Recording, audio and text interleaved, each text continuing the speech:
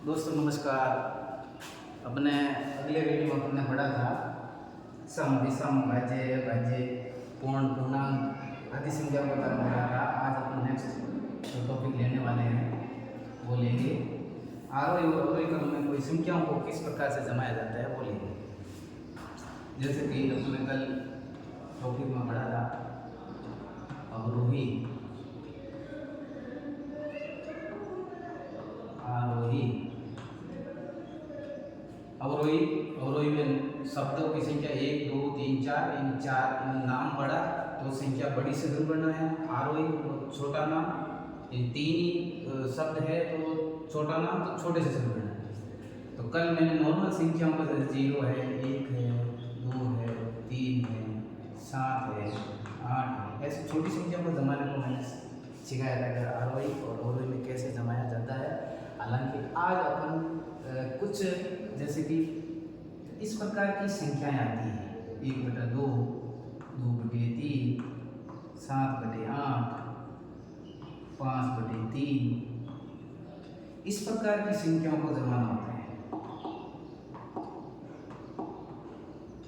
अब इन संख्याओं को जमाना है आरोही या अवरोही क्रम में।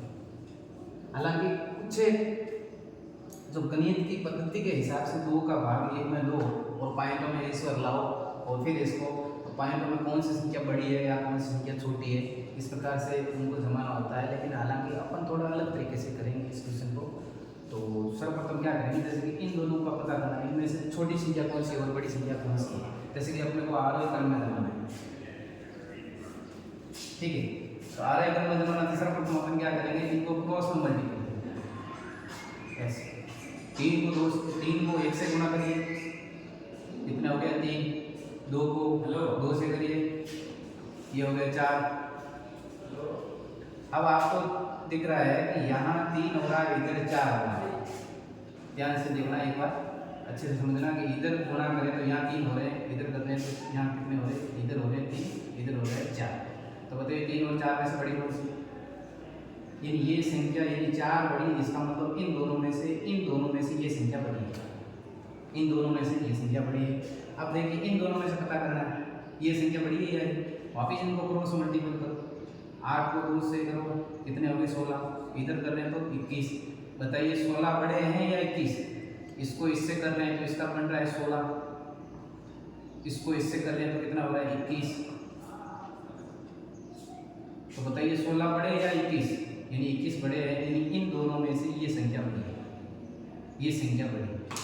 अब इनका तुलनात्मक अध्ययन करना है, इसको इससे गुणा करिए, ये हो रहा है 21, ये 8 पंजे 40, इधर हो रहा है 40। तो बताइए ये संख्या बड़ी है ये, तो 40 बड़े हैं, इसका मतलब ये संख्या सबसे बड़ी है।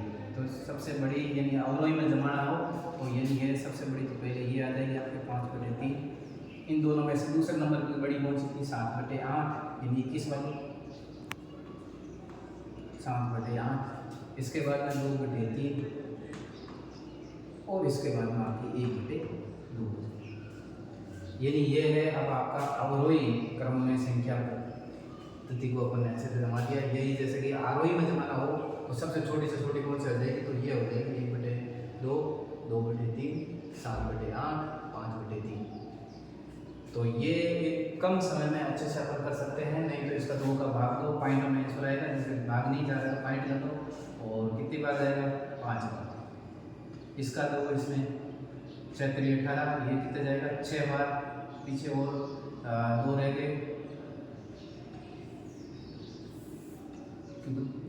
2 में जा नहीं रहा है तो अपने को क्या करना है, इसका 0 लगेगा पॉइंट लगेगा और 6 बार जाएगा, वापिस 6 बार जाएगा। इसी प्रकार से इसमें भी 8 का भाग 7 में नहीं जा रहा है। इस प्रकार पॉइंटों में लाने में बड़ी दिक्कत रहती है, इसलिए अपने को डायरेक्ट मल्टीपल करके वज्र गुणा करके अपन पता कर सकते हैं कि कौन सी संख्या बड़ी है। जो ऊपर संख्या आएगी उससे पता कर लेंगे, ऊपर संख्या कौन सी आ रही है उससे पता करना है आपने।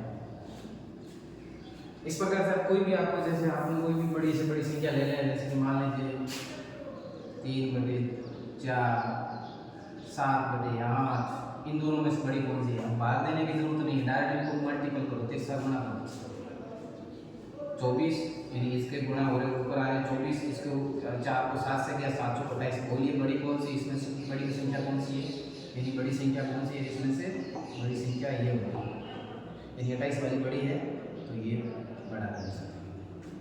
इस प्रकार से और भी आप कोई भी संख्या ले सकते हो, जैसे कि अपन 7/8 और ऐसे अपने को दे दे 9/11 ऐसी संख्या दे दे। इन दोनों में से बड़ी संख्या कौन सी है? तो क्रॉस में मल्टीपल करो, इसको क्रॉस में मल्टीपल करो, ऐसे इसको गुणा किया, इसको ऐसे गुणा किया, ये हो गया 77। 11 को 7 से गया 77, 8 को 9 से गया 72। तो बताइए 72 बड़े या 77?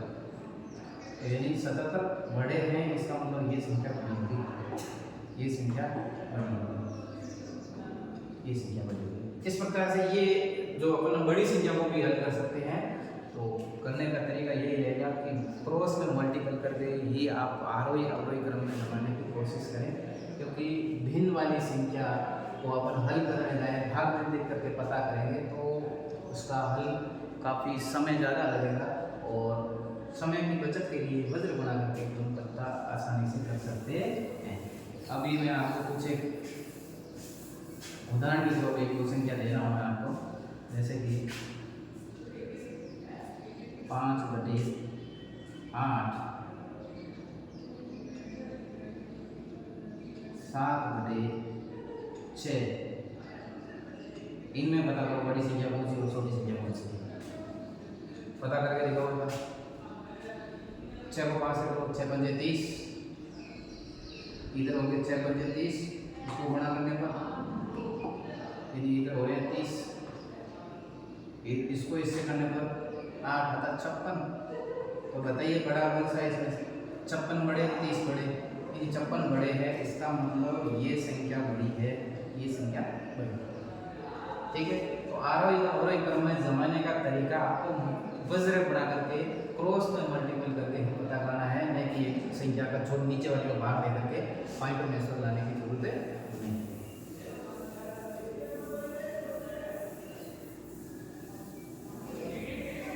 ठीक है, इसको आरोही अवरोही क्रम में जमा दिया। अब अपन देखेंगे परिमेय और अपरिमेय संख्या के बारे में पढ़ेंगे। परिमेय संख्या, परिमेय संख्या और ये है अपरिमेय संख्या।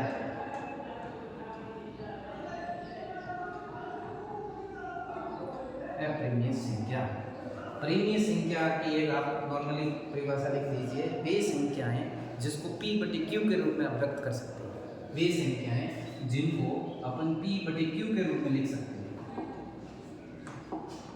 P/Q के रूप में, P/Q के रूप में, सॉरी P/Q के रूप में,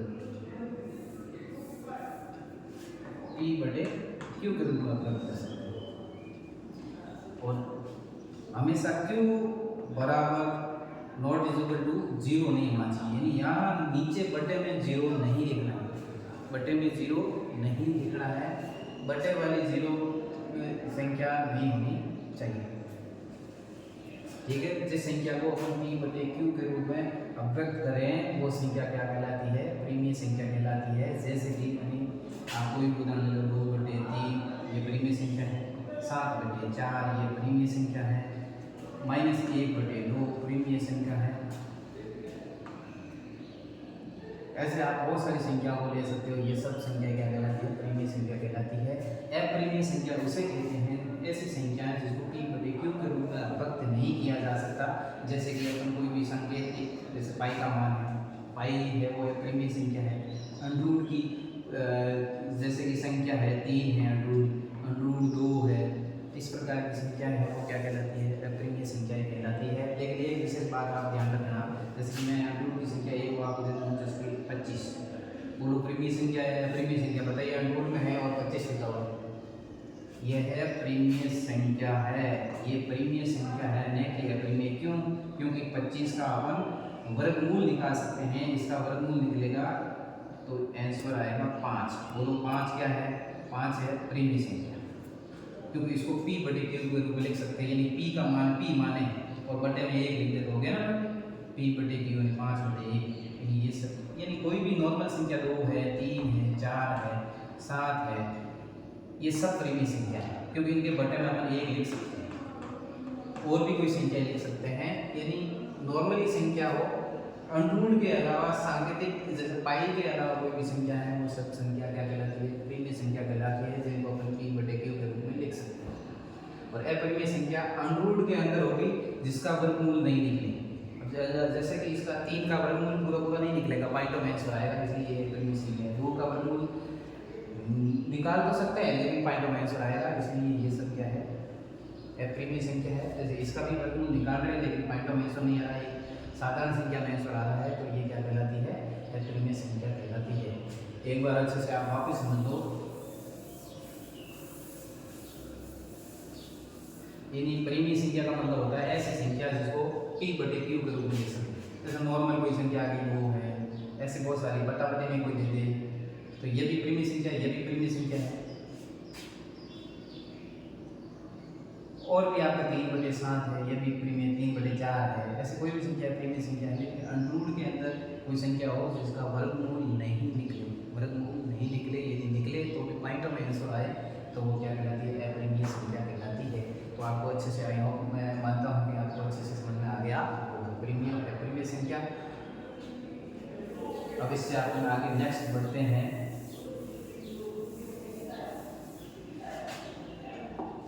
इससे आगे अपन बढ़ते हैं वास्तविक संख्या और अवास्तविक संख्या। वास्तविक संख्या और अवास्तविक संख्या। वास्तविक संख्या, वास्तविक संख्या, वास्तविक संख्या, और एक आपकी हो जाएगी अवास्तविक संख्या।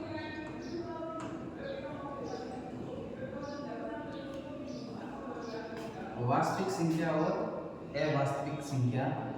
वास्तविक संख्या में जैसे कि आपकी कोई भी संख्या आ जाएगी, इसमें 0 आ सकती है, 1 आ सकती है, 3 आ सकता है, -2 आ सकती है, 1/2 आ सकता है, ऋणात्मक में चाहे बटा-बटी में कोई भी संख्या आ सकती है। लेकिन अवास्तविक संख्या रूट के अंदर आएगी जिसका वर्गमूल नहीं निकले और माइनस में होगी, जैसे कि -3 मान लो, -5 मान लो, ये सब क्या कहलाती है? वास्तविक संख्या। ये 0 से लगा करके 1, 2, 3 अनंत तक कोई भी हो सकती है, माइनस में हो सकती है, बटा-बटी में हो सकती है।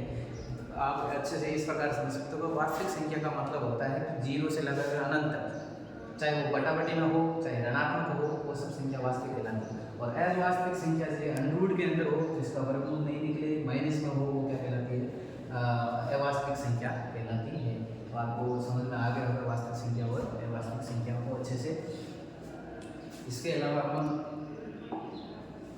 कल अपने थोड़ा देखा था कि भाज्य और अभाज्य संख्या, सम विषम संख्या, जो मैंने अच्छे से बताया था। सम संख्या जो 2 से पूरी विभाजित होती है वो सम संख्या है, और जिसका एक ही अंक 2 से विभाजित है वो सम संख्या कहलाएगी, चाहे कितनी भी बड़ी संख्या क्यों ना हो। और विषम संख्या है जो जिस संख्या का एक ही अंक 2 से विभाजित नहीं है, वो विषम संख्या कहलाती है। सम, विषम, भाज्य, अभाज्य, वास्तविक, अवास्तविक, परिमेय, अपरिमेय संख्या, और अपने काफ़ी चीज़ें कर ली है। और इससे आगे अपन संख्या पद्धति में और ये इसका पूरा चार्ट होगा, मैं आपको अच्छे से समझाऊंगा। और अब आपको अपनी नोटबुक निकाल करके आपको मैं कुछ एक, जैसे कि आपको नोटबुक में लिखनी है कुछ चीज़ें ऐसी है, डायरेक्ट सीधे एग्जाम में पूछ लेते हैं कि एक, जैसे कि एक है वो संख्या पद्धति में क्या है? एक है वो क्या है? संख्या में है, यूनिक है, योजक है, गुणात्मक है, योज्य प्रतिलोम यदि करें तो क्या होगा? इस प्रकार से है। तो आपको लिखो, एक न तो अभाज्य है और न ही भाज्य संख्या। आपको लिखना है, एक लिखो आप अच्छे से, एक न तो भाज्य संख्या है और न ही अभाज्य संख्या। एक न तो भाज्य है न अभाज्य संख्या है। अपने नोट निकाल कर लिखो कि एक है वो न तो भाज्य संख्या है और न ही अभाज्य संख्या है। लिख लिया होगा? तो अब आगे इससे लिखो दो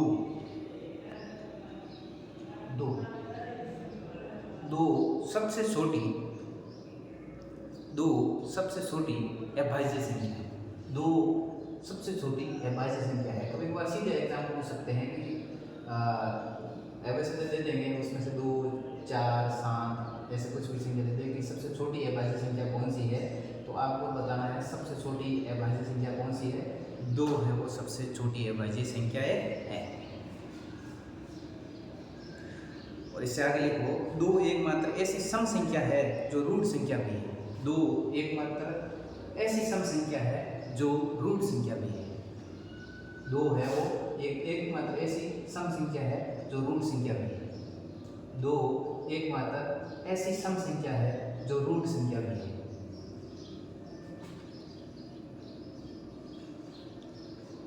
3 इसके बाद में आपका आ जाएगा 3 सबसे छोटी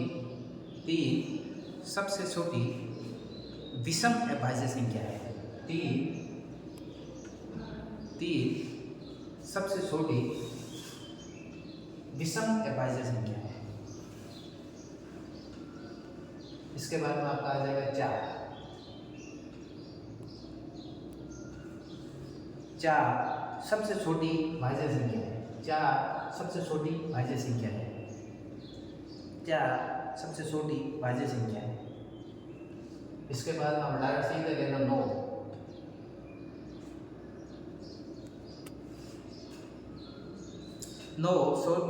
सबसे छोटी विषम भाज्य संख्या है। सबसे छोटी विषम भाज्य संख्या है। 9 सबसे छोटी विषम भाज्य संख्या है। भाज्य का मतलब देख लो 9 है, 9 के अंदर सबसे छोटी विषम भाज्य संख्या कैसे हो गई, एक बार आप अच्छे से इसको समझ लो कि 9 है वो सबसे छोटी विषम भाज्य संख्या है। विषम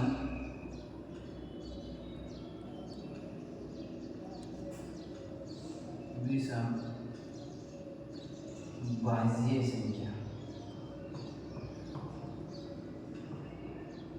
विषम भाज्य संख्या है कैसी, सबसे छोटी है कैसी, भाज्य है और सबसे छोटी है।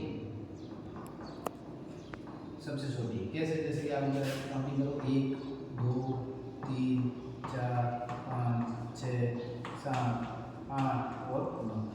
इसने कहा है देखो ऐसी कौन सी संख्या है जिसमें भाज्य का मतलब होता है ऐसी संख्या जिसका खुद के अलावा अन्य संख्या का भाग जाए। जैसे कि ऐसी संख्या इसमें चलो ये 2 खुद के अलावा ये भाज्य हो गई, ये 4 का खुद का जाता है 2 का जाता है, ये भाज्य है, ये भी भाज्य है, 6 भी भाज्य है और 8 भी भाज्य है।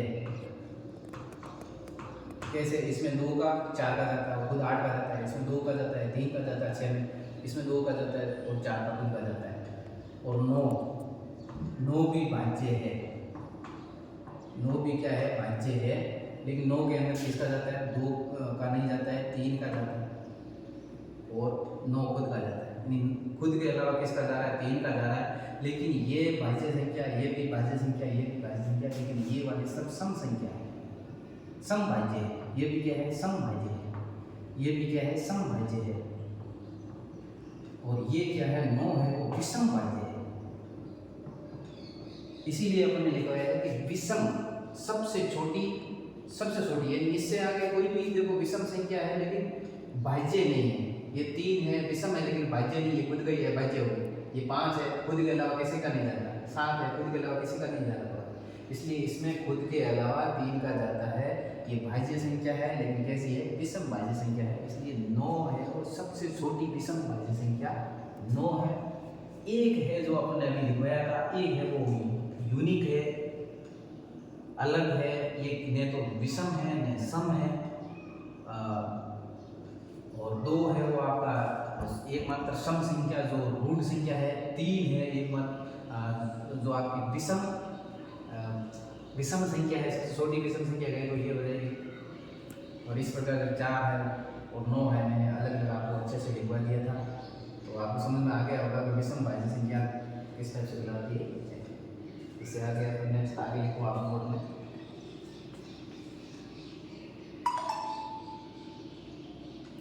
आगे लिखिए 1 से 100 तक कुल अभाज्य संख्या कितनी होगी। कई बार एग्जाम में ये पूछ सकते हैं कि 1 से 100 तक कितनी अभाज्य संख्या है, 1 से 100 तक कितनी अभाज्य संख्या है तो आप लिखिए 1 से 100 तक की संख्याओं में 1 से 100 तक की कुल संख्याओं में अभाज्य संख्या 25 है।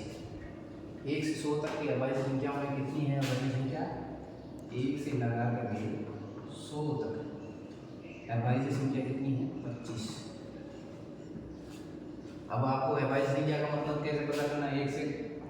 1 से लगा करके 100 तक गिनती लिखो और संख्या को पता करो। यदि आप इसका पता करना चाहते हो तो 1 से 100 तक गिनती लिखो और पता करो कौन सी संख्या भाज्य है और कौन सी संख्या अभाज्य है। तो आप काउंटिंग करोगे तो 25 ही आंसर आएगा। धन्यवाद।